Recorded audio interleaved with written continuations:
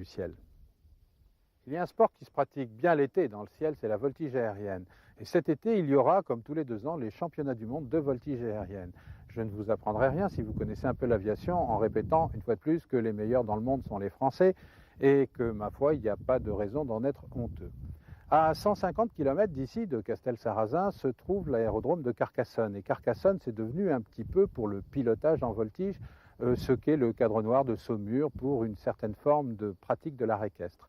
Donc à Carcassonne sévissent des personnages et parmi ces personnages, il y en a un qui est devenu mondialement connu, qui est une référence, qui est un homme assez extraordinaire. Voici donc le moulin de Coco. Mets-toi 5 degrés positifs. Recommence, reprends ta verticale, attends un peu.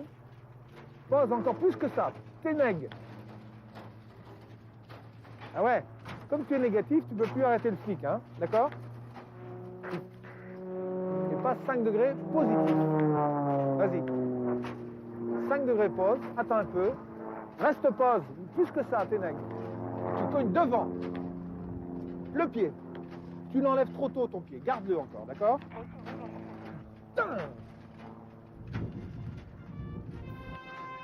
Pierre de Coubertin aurait adoré ça. Des sportifs venus de 30 nations, des vainqueurs souriants et des perdants contents malgré tout. Un sport où on ne gagne que du bonheur et de l'estime et aussi quelques trophées qu'on se repasse d'un championnat du monde à l'autre, à l'occasion de cérémonies dignes du sous-préfet au champ. La voltige aérienne désigne les meilleurs pilotes du monde en termes de maîtrise des trajectoires. Et ces temps-ci, monsieur, les meilleurs pilotes terriens sont français. En 94, Xavier de Lapparent, 24 ans, sur un Cap, un avion français, entraîné par Claude Bessières, ancien champion du monde français. Et tout ça devant du beau monde, par exemple les Russes, pilotant des monstres comme le Sukhoi 26, inventé à grands frais par l'un des géants de ce qui fut l'industrie aérospatiale soviétique. La voltige aérienne n'est pas un sport mineur, c'est un sport ignoré, au carrefour de la Formule 1, du patinage artistique et aux confins des limites physiologiques. Elle se pratique selon des règles internationales dans un volume d'1 km3, le pilote seul devant un jury. Vas-y, tu fais une verticale sans rien dedans. Attention, le facteur de charge encore. Là. Comme tous les sports, elle est construite en pyramide. En bas, le pratiquant de base, 1500 pilotes en France. En haut, les champions du monde, et ces temps-ci, ils sont donc tous français. Cette pyramide est elle-même construite sur une autre pyramide étalée dans le temps à travers presque un siècle d'histoire de la maîtrise du ciel. Claude Bessières est connu dans le monde entier et les gens d'aviation l'appellent Coco. Et tu enlèves ton pied encore. Des pilotes comme lui, il y en a 10 dans le monde, mais Coco est bien plus qu'un pilote. Il est l'art du vol personnifié et possède l'œil absolu. À cela, il ajoute une mentalité. Chacun trouve sa motivation. Moi, j'avais envie de gagner quelque chose. On a eu beaucoup de médailles depuis 4 ans. Donc, il y a les médailles individuelles, mais aussi il y a les médailles collectives. Et cette année, on a eu en plus la chance, enfin, je ne sais pas si c'est vraiment une chance, de gagner aussi par équipe. Alors, individuel et par équipe, ça fait que ça va être très dur de continuer à tout gagner. Cocorico. Toute cette affaire de pilotage est de culture très française. Mais soyons quand même précis, en réalité c'est une affaire franco-russe.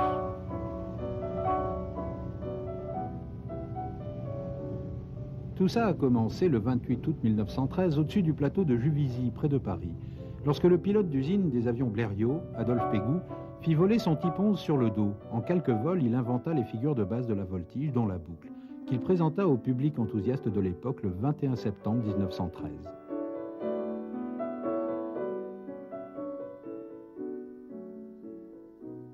Aussitôt, le monde aéronautique se divisa en 2 camps.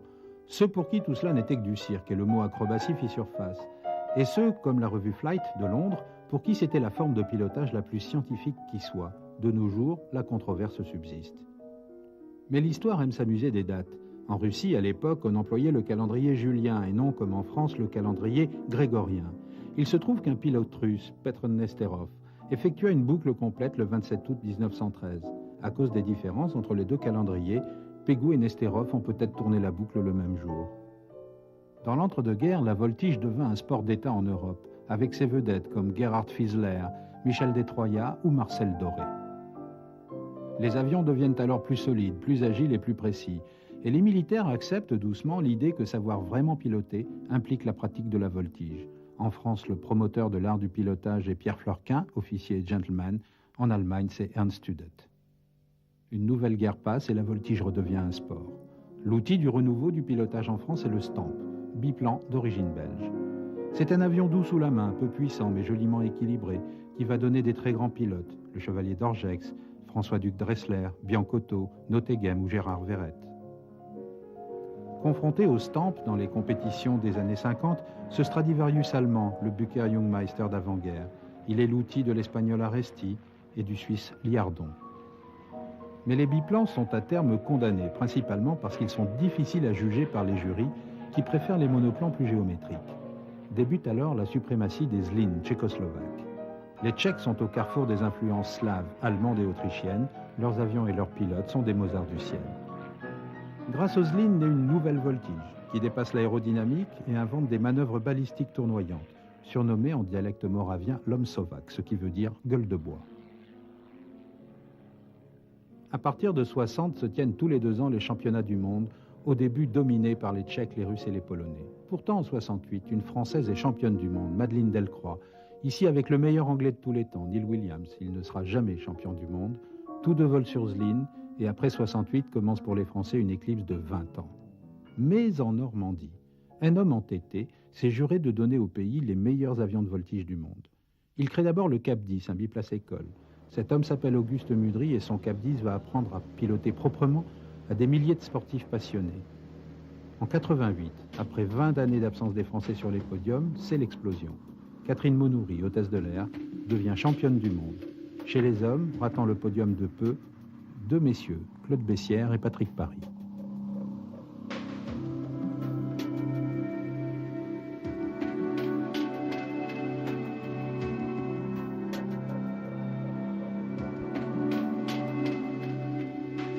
En 1990, Yverdon, Coco Bessières est champion du monde, talonné par Patrick Paris, les Français sont au sommet.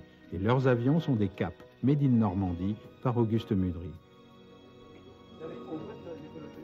Après Yverdon, Claude Bessières quitte l'armée de l'air, devient instructeur au service de la formation aéronautique et entraîneur de l'équipe de France. Son jugement d'entraîneur vaut sa patte de pilote. Il pousse un gamin doué d'une étrange clairvoyance, fils de pilote de ligne, Xavier de Lapparent. Pas de mondial en 92 pour cause de mauvaise météo, mais en 94 en Hongrie, Xavier de Lapparent explose. C'est un travailleur, Xavier. C'est pas un phénomène. Il a travaillé bien, beaucoup, mais il a sacrifié beaucoup de choses. Donc c'est normal qu'il ait rapidement gagné finalement. Et il a tout sacrifié pour la voltige. Il a beaucoup travaillé. Ça a été au détriment de tout. Ça, il faut s'en rendre compte. C'était au détriment de mes études, au détriment de la vie familiale, sentimentale aussi, au détriment de tout, à vrai dire. Hein. Mais d'un autre côté, j'ai appris beaucoup par la voltige. C'est un choix de vie, à vrai dire. Hein.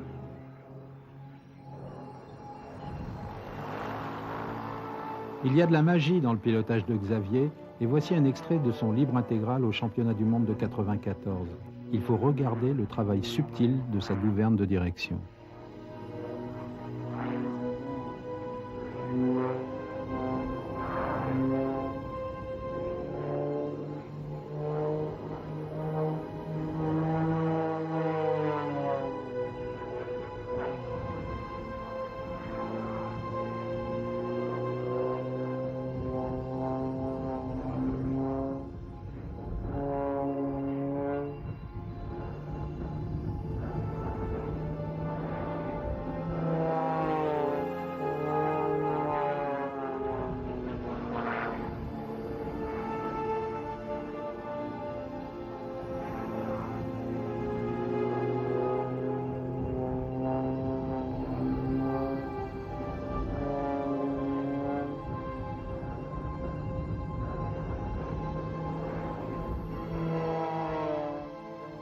Il y a le tempo, c'est une sensation. Si on fait un petit calcul, on s'aperçoit qu'on doit être capable de gérer 40 degrés en 1/10 de seconde. C'est le pourcentage de précision qu'on nous demande avec ces avions aussi performants. On a une horloge interne qui se précise et qui se précise avec l'entraînement par contre, hein, quand même. Hein.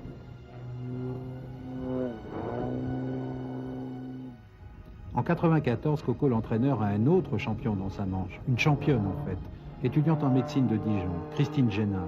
du même calibre que Xavier.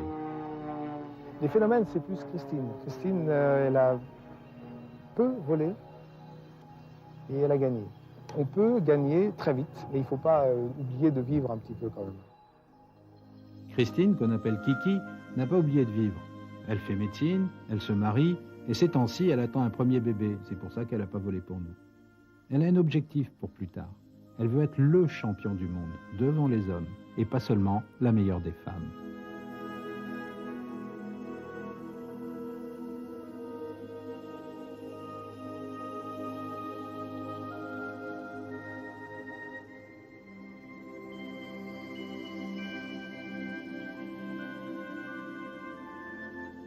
Il y a donc les jeunes que Coco l'entraîneur catapulte vers les titres de champion comme dans les années 60 Honoré Bonnet lançait au sommet du ski les Kili, Perilla ou Guachel.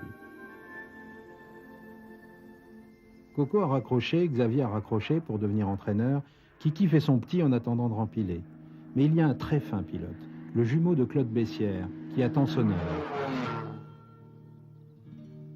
Il a toujours talonné Coco. Il a toujours raté les grands podiums d'un tout petit rien, comme en 1994. Il s'appelle Patrick Paris.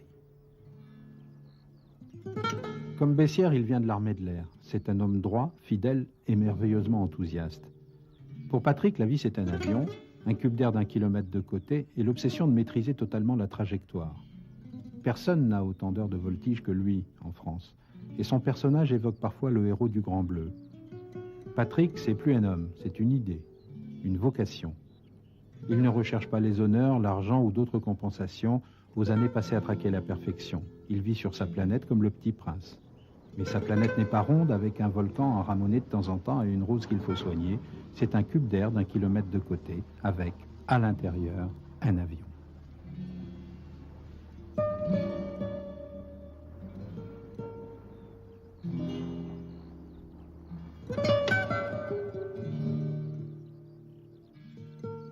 Tout le monde veut être champion du monde, mais il n'y en a qu'une quinzaine depuis 30 ans. Hein, donc tous les 2 ans, il y a un champion du monde. Donc si on a le titre trop tôt, on est quand même un peu foutu. Hein. Donc Patrick, c'est un exemple de gars qui réussit. Il est toujours sur un podium, il est très bien. Il a eu la chance de ne pas gagner encore. C'est une chance quand même. Donc ça lui permet de continuer.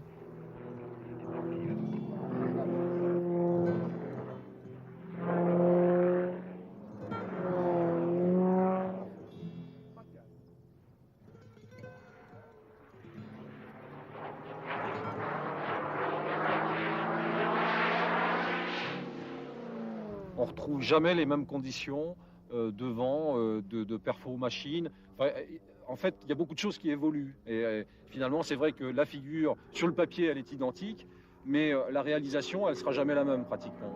Et donc ça, c'est attractif parce que ça veut dire qu'une seule figure, on la rencontre dans des conditions totalement différentes, d'où l'intérêt justement de pouvoir faire ça pendant toute une vie parce que ce ne sera jamais la même chose. Alors que Bessières se passionne pour le pilotage des autres, Paris cherche toujours son Saint Graal. Et il lui arrive de l'entrevoir chez les autres, chez Coco par exemple. Quand il a gagné son libre en 88 au Canada, c'était un pilote plus quelque chose. Le quelque chose, on ne sait pas trop le définir, mais il y avait du génie quelque part. La voltige est donc un drôle de sport de gentleman, égaré dans notre monde soumis au sport spectacle ou au sport business. C'est un sport élégant et satisfaisant pour les chorégraphes et les architectes, à cause du rythme et de la rigueur des lignes.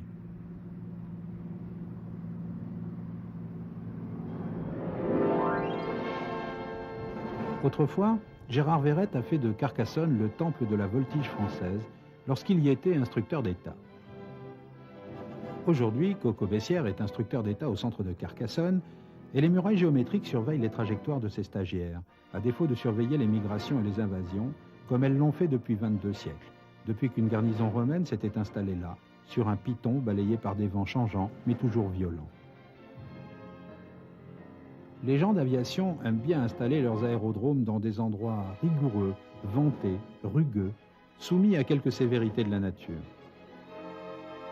Carcassonne a donc hérité, il y a déjà longtemps, d'un aérodrome sur lequel l'État a installé une des grandes académies de cet art bizarre, enfanté par le XXe siècle le pilotage des avions.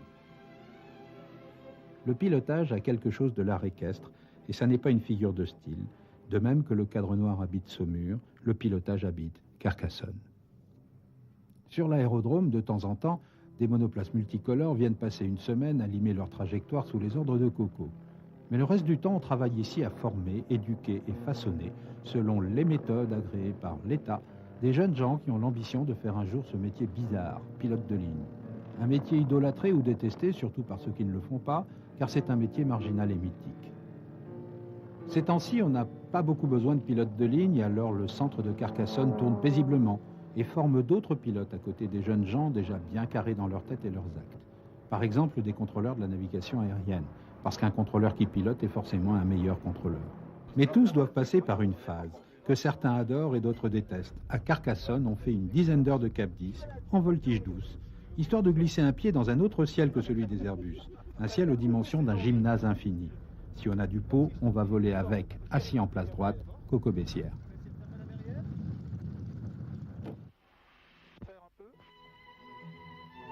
Encore.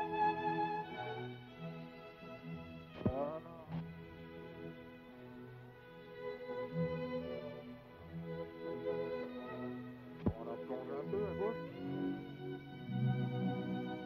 Ok, cap, c'est là.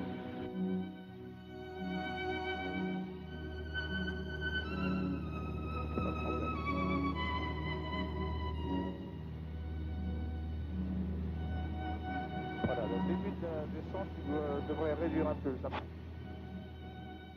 Attention, le facteur de charge. Allez, go!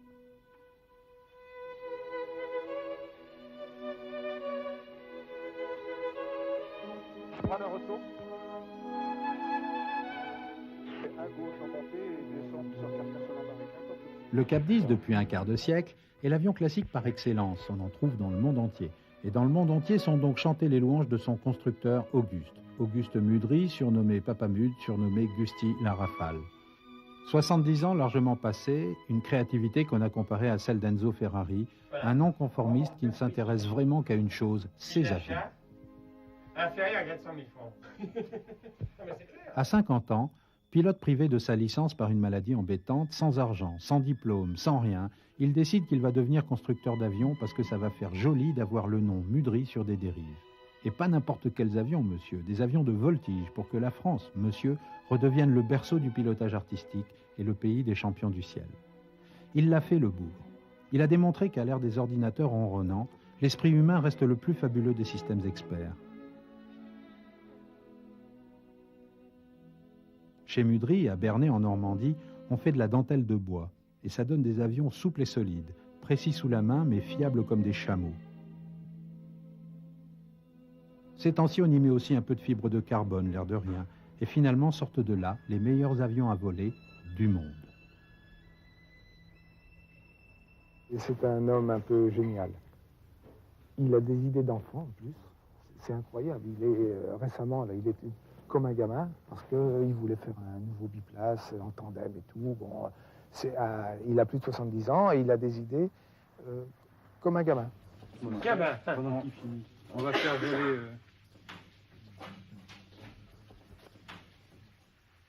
Auguste le poète règne sur un capharnaüm infernal, plein de sciure de bois, d'odeur de colle et de taches de couleur. Et quand il vous promet un avion pour telle date, faites-lui donc préciser de quelle année il s'agit. C'est un poète sérieux, hein. C'est un poète très sérieux parce qu'il est entouré d'une équipe de gars sérieux, des ingénieurs qui sont, c'est pas des enfants de cœur, et il donne des directives, il veut quelque chose, et en général il l'obtient parce qu'il sait s'entourer de personnes qui travaillent comme il faut. Parmi ceux qui ne sont pas des enfants de cœur, même s'ils en ont un peu l'air, Dominique Roland, pilote d'essai et metteur au point de la société. Dominique est aussi l'un des pilotes de l'équipe de France de voltige et donc champion du monde 94 par équipe. Ce sont des machines à faire rêver. Moi-même, je pilote parce que je réalise un rêve d'enfant. Il ne faut jamais l'oublier, on ne sera jamais des techniciens purs et durs. Si on n'entretient pas le rêve, je crois que la maison disparaîtra. Mais bien sûr qu'il faut derrière de la technicité, mais c'est la technicité, elle est au service du rêve. Monsieur Mudry vous le dirait mieux que moi, mais on ne gagne pas d'argent en faisant ce métier-là. On le fait parce qu'on aime ça et peut-être parce que c'est une vocation, c'est une question de destin, on n'a pas choisi. Mais une fois qu'on l'a fait, on a le sentiment d'être sur sa voie, sur la bonne voie. Et je pense que c'est le cas de M. Mudry, c'est quelqu'un qui est parfaitement en ordre avec lui-même et il est là où il devait être, c'est son destin. Balzac aurait aimé Mudry. Dans le monde technologique d'aujourd'hui, l'avion est synonyme de savoir-faire national. Certes, les Japonais font de beaux caméscopes, mais les Airbus sont assemblés à Toulouse, pas vrai? Eh bien, il ne faut pas oublier les caps. Dassault ou Airbus ne sont champions du monde de rien du tout. Mudry, lui, est champion du monde officiel, devant des avions russes, allemands et américains. Évidemment, cet homme-là, qui ne pilote plus, n'est pas au canon de la mode. Elle ne fait pas de bruit, hein, elle est bien graissée. Vous vous sentez bien dans cet avion-là? Ah oui, très bien. Très bien, très très bien. Vous avez touché les commandes? Hum? Vous avez touché les commandes, là? Oui, j'ai touché les commandes et je le regrette déjà parce que ça me donne des idées. C'est vrai ce que je vous dis là. Auguste vole dans sa tête. Mais dès que le soleil se montre, ses avions perforent le ciel, à Carcassonne ou ailleurs. Coco Bessières, quelques semaines par an, est autorisé par l'État à endosser le blouson d'entraîneur de l'équipe de France de voltige. Et donc, parce que c'est une partie de son travail, il entraîne des postulants à une place en équipe de France.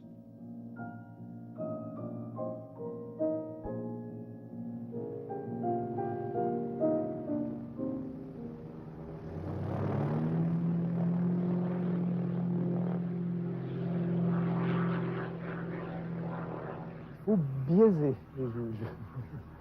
Là, il faut travailler pour la note, systématiquement. Le 10 sur 10, bon, même si on a un avion inférieur à un russe, par exemple, dans certains cas, il suffit d'avoir 10 pour gagner. Hein. Le russe, il n'aura pas 11, ça n'existe pas. Si tu dis, je veux battre Nikitiouk, et tu fais tout pour battre Nikitiouk, si tu as choisi Nikitiouk qui termine numéro 2, ben, tu es numéro 1. Si tu dis, je veux battre un Américain, tu pourras le battre, mais tu finiras 22e. Et 22e, c'est pas bien. C'est une bagarre contre un pilote, mais il ne faut pas choisir le mauvais. Quoi. Oh, la salope, elle a pris 9G. Eh oui, elle m'avait dit 8-2, là, c'est pas vrai. Et voilà, tout est dit ou presque, pour qui veut être un jour champion du monde. Mais tout ceci n'est qu'un jeu, bien sûr. Un sport touché par la grâce de l'amateurisme, dans lequel on ne gagne rien. Rien sauf peut-être aux couleurs du monde. L'or déversé dans la soirée par le soleil, sur les ailes du Cap 231 que Claude Bessières promène pour ses stagiaires, dans un kilomètre cube plein de rien.